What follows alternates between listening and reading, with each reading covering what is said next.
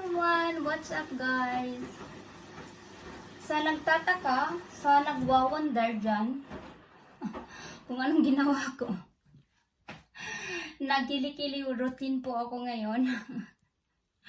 So ayan, nagbabad ako. Kaya, tapos, ayan, namumulan na siya, konti. May kili-kili routine tayo ngayon dahil matagal na akong hindi nakapag-routine. So, ayun, yun lang. Nakakawala siya ng bad odor at saka nakakalight ng armpit.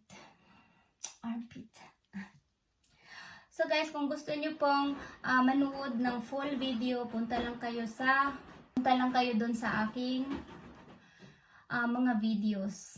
Kasi shorts video lang dito.